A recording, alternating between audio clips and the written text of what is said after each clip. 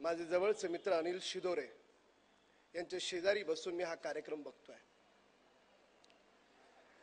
मी काही बोलायला सुरुवात करण्याच्या आधी मला असं वाटतं, इतकं उत्स्फूर्तपणे मनापासून काम करणाऱ्या या पाचही लोकांना आपण जोरदार टाळ्या वाजवावं आणि त्यांना सांगावं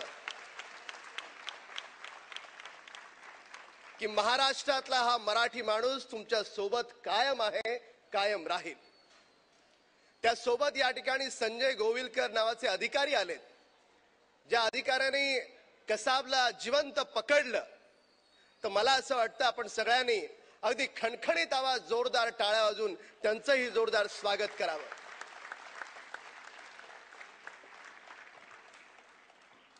जेव्हा मी कार्यक्रमाला आलो, मला कल्पना नव्हती की हे पटांगणात आहे। मला असं वाटलं की ते हॉलमध्ये आहात। त्या हॉलमध्ये कळलं गुजराती शो आहे। म्हटलं गुजराती कार्यक्रमाला जाण्याचा माझा काही संबंध नाही।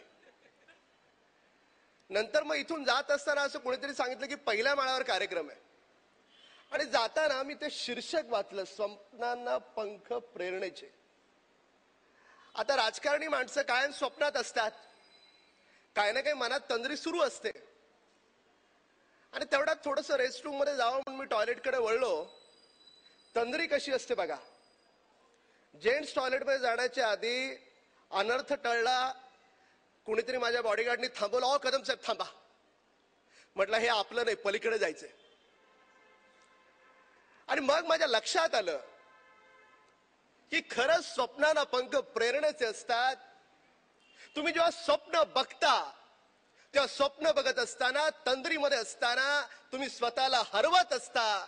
पण स्वतःला हरवता हरवता एखादा खाली पडलेला आहे, त्याला सुद्धा तुम्ही हात द्यायचा असतो। हे सगळं जर कोणाकडून शिकावं तर मैत्री संस्थेकडून शिकावं असं मला मनापासून वाटतं।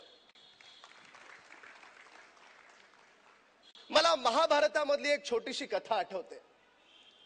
महाभारतामध्ये जेव्हा पाचही भावंड धर्मराजापासून नकुलापर्यंत जेव्हा बेशुद्ध पडली, धर्मराज एकटे जिवंत होते, ज्या तलावाचं पाणी प्यायचं नाही असं सांगून सुद्धा सगळी भावंड त्या तलावाचं पाणी प्यायली, आणि पाणी प्यायली म्हणून ती भावंड बेशुद्ध पडली।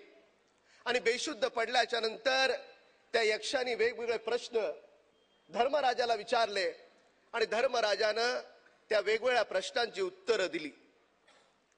मला असं वाटतं यक्षाने विचारलेले प्रश्न आपल्या सगळ्यांना माहीत असतील, त्यावर धर्मराजानं दिलेलं उत्तर सुद्धा सगळ्यांना माहीत असेल। पण त्यातला सगळ्यात महत्वाचा जो यक्षानं प्रश्न धर्मराजाला विचारला, तो प्रश्न असा होता की जगातलं सगळ्यात मोठं आश्चर्य कोणतं? उत्तर अनेक आहेत की जगातलं सगळ्यात मोठं आश्चर्य कोणतं, हा जेव्हा प्रश्न यक्षानं धर्मराजाला विचारला, त्यावेळेस धर्मराजानं उत्तर दिलं। ते उत्तर फार प्रेरक आहे। त्या उत्तराशी संदर्भ ह्या मैत्रीचा आहे। धर्मराजानं उत्तर दिलं, जगातला सगळ्यात मोठं जर जगातलं सुंदर काही आश्चर्य असेल तर ते एकच आहे की जन्माला येणाऱ्या माणसाला एक ना एक दिवस मरायचं आहे। हे माहीत असून सुद्धा प्रत्येक माणूस असं वागतो की त्याला कधीही मरायचं नाही। हे जगातलं सगळ्यात मोठं आश्चर्य आहे। आणि जन्माला आलेल्या माणसाला एक दिवस मरायचंच आहे। आणि हा हिंदू धर्म जन्म जन्मांतर मानतो। जेव्हा तुम्ही जन्म जन्मांतर मानत असता, त्यावेळेस तुम्ही या जन्मात केलेले आशीर्वाद, कमावलेले आशीर्वाद, गरिबांची केलेली सेवा, हे आशीर्वादाची ही शिदोरी तुम्हाला या जन्मातली शिदोरी पुढच्या जन्मातली शिदोरी त्याच्या पुढच्या जन्मात तुम्हाला घेऊन हा प्रवास करायचा असतो। जर जन्माला आलेला माणूस जर मरणार असेल तर त्यानं मी कधीच मरणार नाही अशा पद्धतीनं त्याला का वागावं? मेळघाटमध्ये राहणारी माणसं असतील किंवा आणखी कोणत्या आदिवासी भागात राहणारी माणसं असतील, यांना सुद्धा जगण्याचा अधिकार आहे। आणि ज्या वेळेस ही शहरातली माणसं सगळं सोडून मरण्याच्या आधी ही जी माणसं जगत असताना सुद्धा प्रत्येक दिवस मरत आहेत, त्यांच्यासाठी काम करतात, त्यावेळेस मला खऱ्या अर्थानं वाटतं प्रत्येक वेळेस राजकारणी माणूस हा शिवेचं फार सुंदर ते साधन असतो, कारण प्रत्येकाने उठायचं, राजकारणावर बोलायचं, असं असून सुद्धा मी मनपूर्वक तुमच्या सगळ्यांना धन्यवाद देतो। ज्या पद्धतीनं मेळघाटमध्ये तुम्ही काम करताय, खरोखर आशीर्वाद घेण्याचं काम करताय.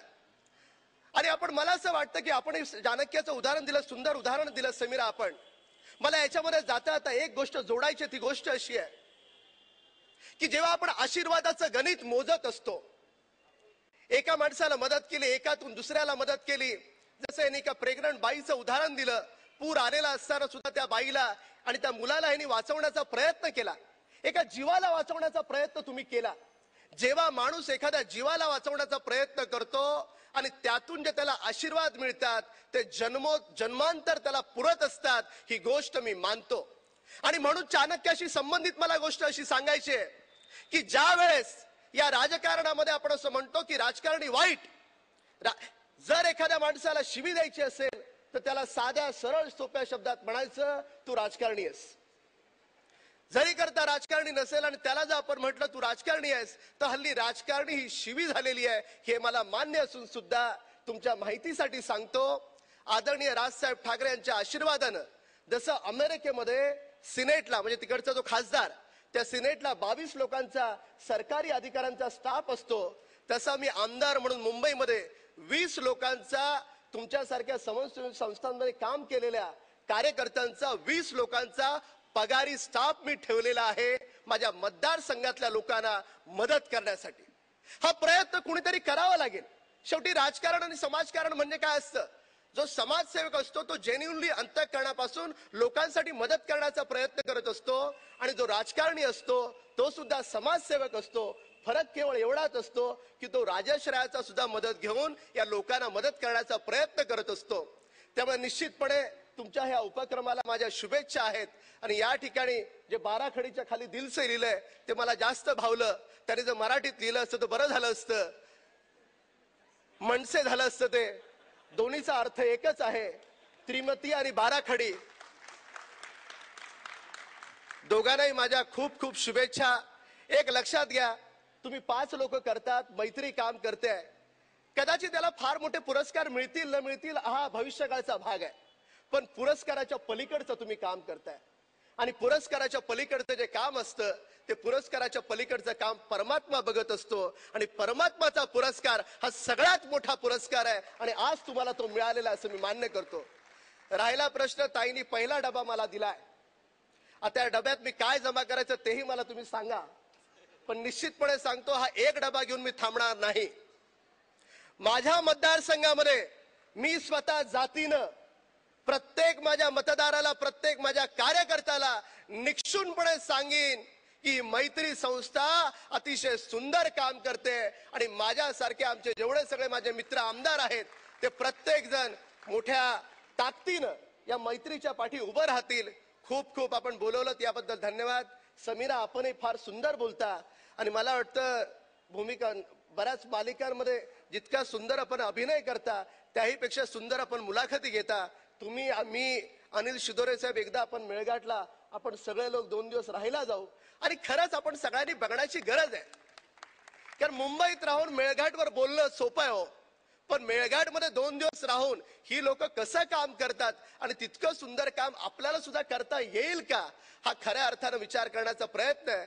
आणि मी आज या मंचावरून तुम्हाला मी जाहीरपणे सांगतो, कारण या व्यासपीठाचं महत्व मोठं आहे, कारण ते व्यासांच्या नावानं आहे. या व्यासपीठावर मी तुम्हाला आज सांगतो की निश्चितपणे आदरणीय अनिल शिदोरेंसोबत आणि ताईंसोबत मी आपल्या त्या मेळघाटमध्ये येऊन 2 दिवस नाही, चांगला 4-5 दिवस राहीन, आणि तुमच्यासोबत खांद्याला खांदा लावून काम करेन, एवढंच या ठिकाणी सांगतो. खूप खूप धन्यवाद.